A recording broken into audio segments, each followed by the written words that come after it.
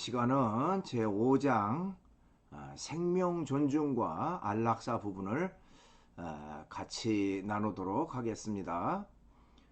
요즘 많은 사람들의 관심과 사회적 이슈가 되고 있는 존엄사라는 것은 무엇인지, 그리고 우리나라에서는 이 존엄사에 대해서 어떤 입장을 가지고 있는지를 살펴보도록 하겠습니다. 이어서 안락사의 실태와 찬반론에서는 안락사의 방법에는 어떤 것들이 있는지, 그리고 적극적 안락사는 세부적으로 어떤 것들이 있는지를 살펴보겠습니다.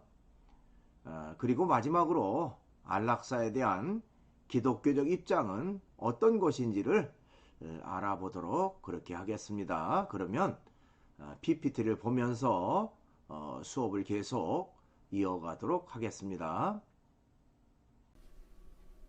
이 시간에는 제5장 생명 존중과 안락사 문제를 같이 나누도록 하겠습니다. 우선은 이제 제1장 연명 치료 거부 어떻게 판결할까 하는 내용이에요. 88쪽과 89쪽에 보면요, 거기 사례 1과 사례 2 두 가지가 나와 있습니다. 하나는 1997년에 보람의 병원 사건, 그 다음에 이제 사례 2는 2008년 김 할머니 사건, 이 두 가지 사건에 대한 사례들이 나와 있습니다. 자, 우리가 사람의 생명을 존중한다 하는 부분은 이루 말할 수 없는 그런 소중함이 사람의 생명에 있기 때문에 그렇죠. 사람의 생명과 바꿀 수 있는 것이 아무것도 없습니다. 그러나 또한 사람이 품위 있게 죽을 권리도 있지 않겠는가, 뭐 이런 인권적 차원에서의 문제 제기도 있습니다. 자, 이 둘 사이에 과연 어떤 것이 가장 합리적이고 가장 적합하고 옳은 부분이 되겠는가, 뭐 이런 내용들은 각자의 입장이 서로 이제 다를 수가 있겠죠.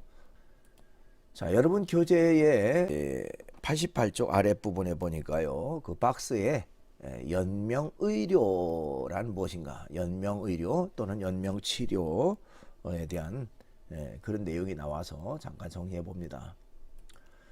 자, 연명의료, 연명치료라고 하는 것은 임종 과정에 있는 환자에게 하는 심폐소생술, 또 혈액투석, 또 항암제 투여, 인공호흡기 착용의 의학적 시술로서 치료 효과 없이 임종 과정의 기간만을 연장하는 것을 말한다.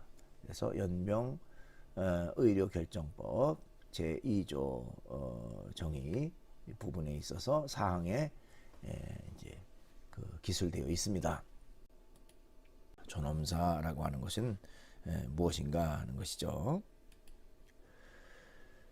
자, 존엄사란 연명 치료를 거부할 수 있는 권리를 환자에게 부여하여 자연스러운 사망에 이르게 하는 조치를 의미한다, 말할 수 있습니다. 그러니까 소생할 가능성이 없는 그런 환자에게 사실 언제까지 연명 치료를 지속할 것인가 하는 것이죠. 살아날 가망성이 있고 회생할 가망성이 있다면야 어떤 방법을 쓰든지 연명 치료를 통해서 지속할 수도 있겠지만, 사실 살아날 또 회생할 가망성이 없는 환자에게 언제까지 그런 엄청난 경제적 부담을 감당하면서 연명 치료를 계속할 것인가 하는 것은 굉장히 좀 어려운 결정, 어려운 문제라고 말할 수가 있습니다. 자, 우리나라에서는 2018년 이후 제한된 상황에 따라 존엄사를 인정하는 법률이 입법되어 시행되고 있습니다. 이 법에 의하면 환자가 스스로 연명치료 중단 의사를 문서에 남겼거나 또 가족이 2인 이상이 환자가 연명치료 중단을 원했다는 것을 증명하면 의사 2인의 확인을 통해 연명치료 중단을 결정할 수 있도록 그렇게 했습니다. 그러니까 쉽게 판단하고 쉽게 결정할 문제가 아니기 때문에 아주 신중하게 이 연명치료 거부의 문제를 허용할 수밖에 없는 그런 상황이라고 말할 수가 있습니다. 아까 서두에 나와 있던 이 보라매 병원 사건, 그 1997년 보라매 병원 사건에서 법원은 산소호흡기를 제거한 아내에게는 살인죄, 또 의료인에게는 살인방조죄로 판결했습니다. 자, 이 판결은 생명 유지 및 생명 존중과 책임을 강조하게 된 그런 판결이라고 말할 수가 있어요. 어떻게 보면 원론적인 판결이죠. 그 김씨 할머니 사건에서 법원은 가족들의 요청을 받아들이게 됩니다. 그러니까 97년 사건과 2008년 김할머니 사건이 이루어졌는데 뭐 불과 한 10년 정도의 차이에서 완전히 상반되는 그런 어떤 판결이 이루어지게 된 거예요. 그래서 법원에서 가족들의 요청을 받아들여서 연명치료 중단을 법률적으로 허용하게 됩니다. 그러니까 그 이전에 10년 전에 있었던 그 보라매 병원 사건과 상반되는 그런 판결을 내리게 됐다는 것이죠. 자, 두 사건은 생명 존중과 또 그 책임에 대한 의식이 전환된 결정적 사건이 됐습니다.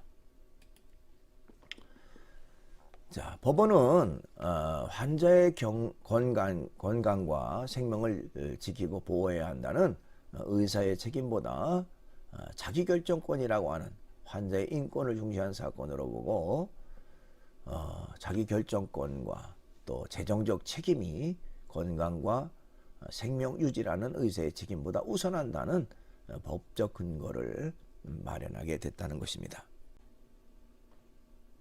큰 세 번째로 안락사의 실태와 찬반론입니다.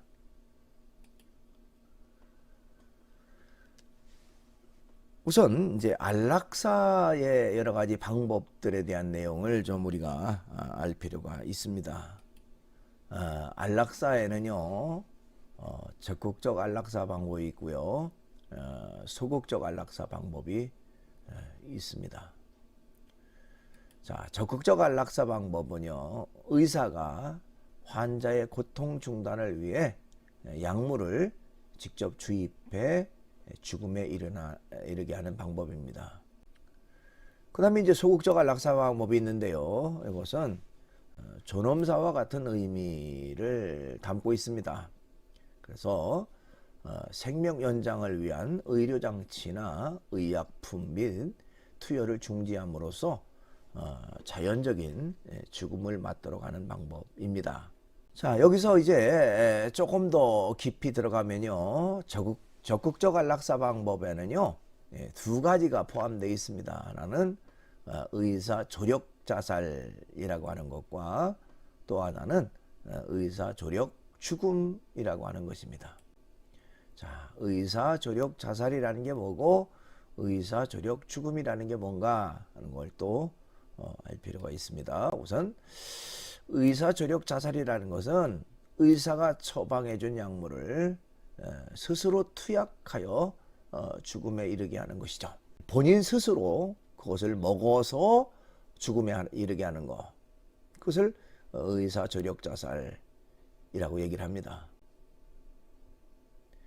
자, 그 다음에 이제 적극적 안락사 방법 가운데 두 번째는 의사 조력 죽음이라고 하는 것인데요. 의사가 약물을 투여하여 죽음에 이르게 하는 것입니다. 그러니까 직접적으로 투여를 해서 조치를 취하는 것이죠. 그러니까 이 두 가지가 뭐 비슷한 부분도 있겠습니다만 하나는 환자 스스로 그 약물을 투약하도록 하느냐 아니면 의사가 직접적으로 투여를 해서 죽음에 이르게 하느냐는 그런 그 약간의 차이가 있었을 뿐이죠. 그러나 전체적으로는 적극적 안락사 방법에 해당된다. 이렇게 볼 수가 있습니다. 예, 자, 그러면 우리나라는 과연 현재 어떻게 하고 있는가 하는 것을 또 알 필요가 있습니다. 자, 우리나라는요, 현재 대한민국 법은 의사조력 자살이나 의사조력 죽음을 금하고 있습니다. 다만 연명치료 중단, 즉 소극적 안락사만을 인정하고 있다, 이렇게 말할 수가 있습니다. 자, 우리나라는 2009년 5월 21일 날 대법원에서 소극적 안락사 존엄사를 처음으로 인정하는 그런 판결을 내렸고요. 2009년 6월 23일 날 국내 처음으로 연명치료 방식의 소극적 안락사, 즉 존엄사를 공식으로 집행하는 단계에 이르게 됩니다. 영국과 네덜란드, 독일, 스위스는 안락사 존엄사를 포괄적으로 인정하는 그런 나라들이라고 말할 수가 있습니다. 자, 안락사 존엄사를 인정한다면 모든 결정의 근거는 자기결정권에 있다, 이렇게 말할 수가 있어요. 자기결정권이라고 하는 것은 모든 살아있는 인류가 가진 가장 기본적인 권리이고 권리임의 자유다, 이렇게 말할 수 있습니다. 그렇죠? 그러나 이러한 자기결정권이 생명의 가치라는 측면과 비교하여 무엇이 우선하는 것인가는 심각하게 논의가 되어야 될 그런 주제고, 가장 깊이 있는 논의가 있어야 되고, 가장 어떻게 보면 중요한 그런 논의라고 말할 수가 있어요. 그러니까 쉽게 판단할 그런 단순하고 간단한 그런 문제가 아니다, 이렇게 말할 수가 있습니다. 히포크라테스 선서와 이를 기초로 한 제네바 선언, 그 내용에 의하면 생명의 부여와 사망은 신의 영역임을 명시하고 의료인의 입장에서 생명을 지키기 위한 최선의 노력을 다할 것을 맹세한다는 것이죠. 그건 어떻게 보면 원초적이고 가장 근본적이고 가장 중요한 문제라고 말할 수가 있습니다. 사람의 생명보다 소중한 게 어디 있겠나요? 그 때문에 의료인이라면, 그렇죠? 사람의 생명을 치료하는 의료인이라면 당연히 사람의 생명을 지키는 일에 최우선적 그런 그 소임임을 알고 최선의 노력을 다하는 것은 너무너무 당연한 것이죠. 또 간호사들의 그 선서도 있죠. 나이팅게일 선서는 인간 생명에 해로운 일은 어떤 상황에서도 하지 않겠습니다, 라는 선언이죠. 그렇죠. 그러니까 사람 생명 존중이라고 하는 그 최대의 가치, 그것에 위배되는 일을 절대로 하지 않겠다. 어떤 상황이든지 사람의 생명을 지키는 일이 가장 중요한 일로 인식해서 그것을 위해서 최선을 다하겠다라고 하는 그런 선서가 되어집니다. 예, 사람의 생명의 신성함을 강조하는 이러한 의료인들의 선언은 생명에 대한 기독교적 가치와도 일맥상통하는 그런 내용이라고 말할 수 있습니다. 그 다음에 이제 네 번째 보면 기독교와 생명가치 내용이 나옵니다.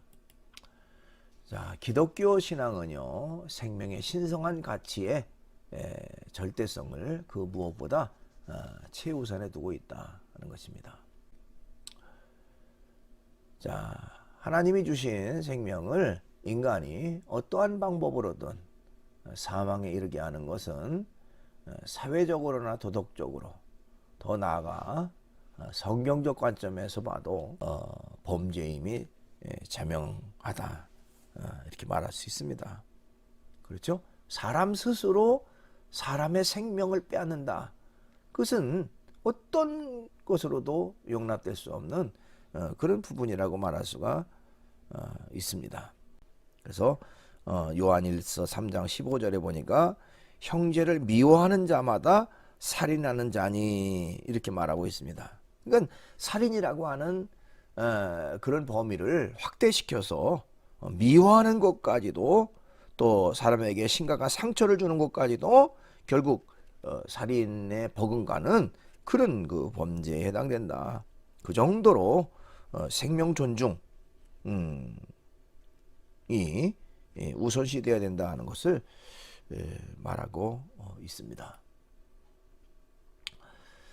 자, 기독교에서는요 근본적으로 적극적 안락사, 그 적극적 안락사에서 의사 조력 자살이나 여러 가지 내용들 포함해서요 의료인의 도움을 통해서 생을 마감하는 것으로 살인이나 자살과 같은 것으로 본다는 것이죠. 그러니까 결국 적극적 안락사는 어떤 경우에든지 허용돼서는 안 된다라고 하는 것이 바로 분명한 기독교적 입장이라고 말할 수가 있습니다.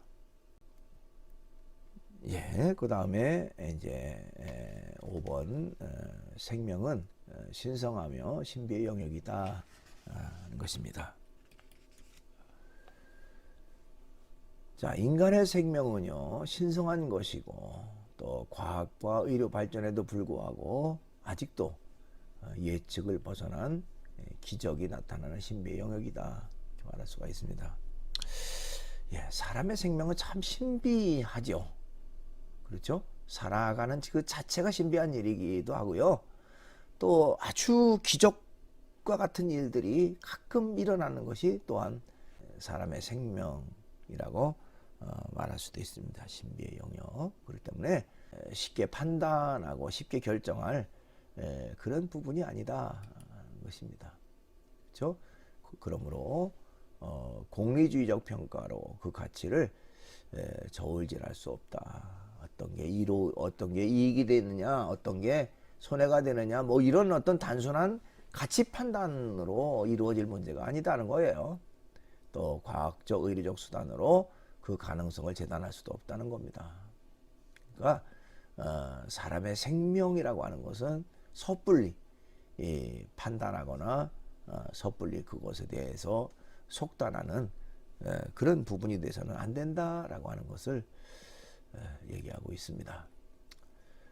자, 우리는 한 명 한 명의 생명에 대한 존중의식과 더 나아가 그 중요성을 포기할 수 없고, 또 생명은 하나님이 허락하신 인간에 대한 가장 큰 축복이고 기회이며 기쁨이다 이렇게 말할 수가 있습니다. 사람의 생명 어떤 것과도 바꿀 수 없는 가장 고귀하고 수중한 것이다 그런 것이죠. 그것에는 변함이 없습니다. 예, 여러분 교재에 거기 97쪽 중간쯤에 보니까요, 대한의학협회에서 죽음에 대한 그 정의를 한 내용이 나옵니다. 그걸 잠깐 보면요, 대한의학협회는 1983년 죽음에 대한 정의를 다음과 같이 정의했다.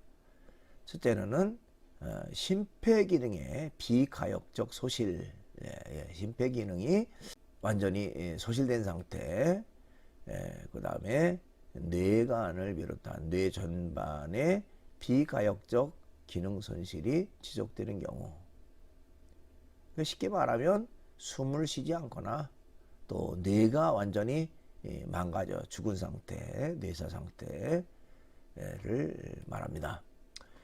자, 전자의 경우는 일반적으로도 인식 가능한 일반적인 죽음에 대한 정의이고, 또 심박을 촉진하거나 간단한 호흡 확인에 의해 인지할 수 있는 죽음을 의미한다. 그러니까 심폐기능의 비가역적 소실이라는 것은 누구나 다 좀 이렇게 그 일반인들도 인지할 수 있는 그런 부분이 될 수도 있죠. 아예 숨 자체를 안 쉬거나 맥박이 뛰지 않거나 이런 것들을 우리가 확인 가능한 그런 부분이라고 말할 수가 있습니다. 또한 그러나 내사 문제에는 단순한 문제가 아니에요. 이거는 사람이 그냥 일반적인 사람이 판단할 문제가 아니에요. 전문 의사들도 혼자 독단적으로 판단할 문제가 아니고 이제 적어도 전문 의사 3명이 포함된 6에서 10명의 내사 판정위원회의 의학적 논의를 거쳐서 최종적인 뇌사 판정을 내리게 됩니다. 그러니까 뇌사 판정이라고 하는 것은 전문가들이 그것도 여러 명이 함께 충분한 논의를 거쳐서 판정을 내려야 되는 그런 과정이다 이렇게 말할 수 있습니다. 자, 이 경우에도 다양한 의학적 검사의 과학적 결과를 기초해서 판정을 내리게 된다는 것이죠.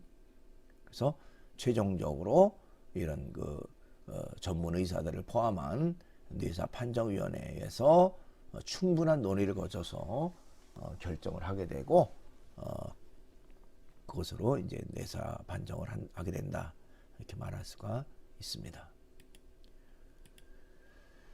자, 이제 종합적인 내용을 얘기하려고 합니다. 안락사에 대한 기독교의 종합적인 입장은 뭐냐?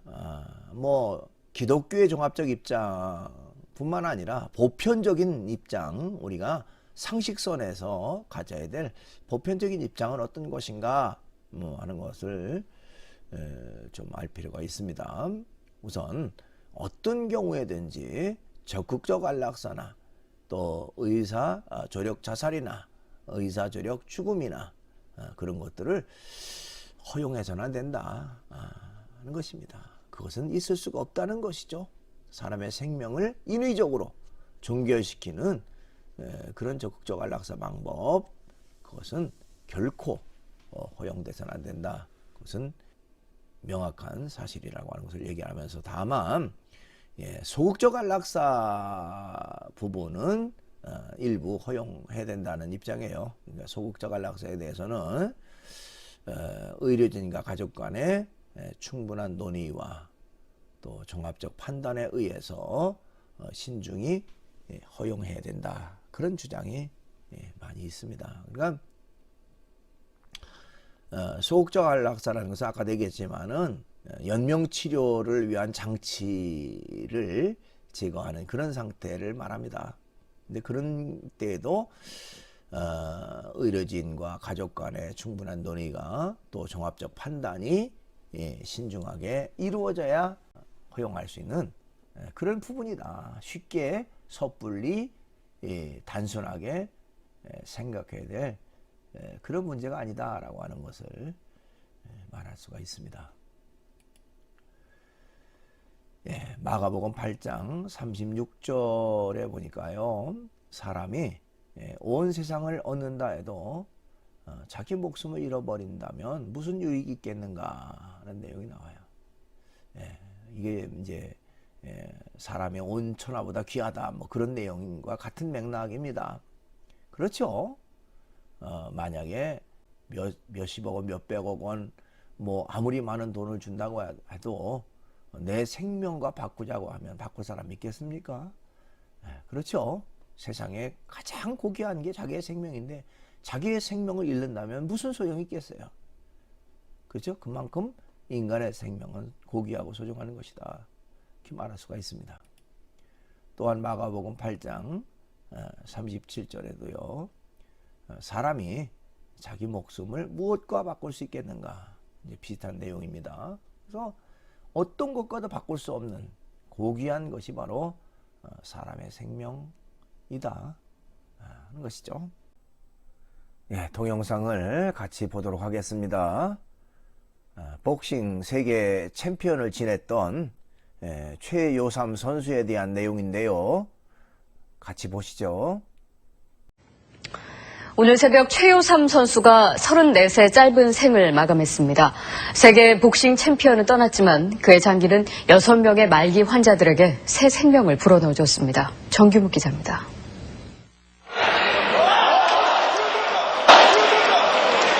경기 도중 뇌출혈로 쓰러진 삼촌과 작별을 고해야 하는 순간, 퉁퉁 부은 얼굴을 매만져도 손을 잡아도 더 이상 대답이 없습니다. 사랑하는 가족들과의 짧은 만남을 뒤로하고 최우삼은 장기 적출을 위해 수술실로 들어갔습니다.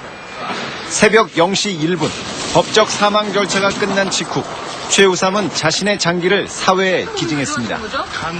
간도 조직검사당 지방간도 없고 아주 상태가 좋습니다. 고인 뜻에 따라서 아주 좋은 결과가 있길 바라겠습니다.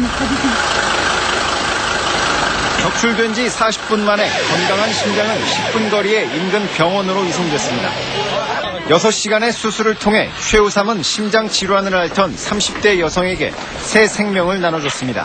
환자분은 의식이 깨가지고 다 가족들을 알아보고 지금 산소호흡기를 뛰는 과정이 있습니다. 최우삼의 간은 멀리 전주의 독성 간염 환자인 50대 후반 여성을 살려냈습니다.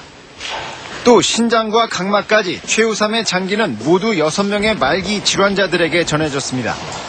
혈관과 연골, 피부 조직도 냉동 보관돼 앞으로 수십 명의 환자들이 새 삶을 찾게 됩니다. 남은 장기는 40년, 50년 더 열심히 뛰길 바라는 그런 가족의 마음이었어요. 오는 5일 발인을 앞두고 최우삼 선수의 빈소에는 이른 아침부터 조문 행렬이 이어졌습니다. 최우삼 선수에게는 지난 82년 김득구 선수가 받은 체육 훈장이 추서됐습니다. 이제 사진을 통해서만 볼 수 있지만 최우삼은 마지막까지 나눔을 실천하며 힘들고 기구했던 삶의 링에서 내려왔습니다. MBC 뉴스 정규모. 네, 이렇게 해서 제 7주차 강의를 마치고요. 7주차 퀴즈는 존엄사란 무엇인가요? 하는 것입니다. 여러분들이 사이버 캠퍼스 질의응답란에 답을 적으면 되겠습니다. 오늘도 강의 듣느라고 수고 많았습니다.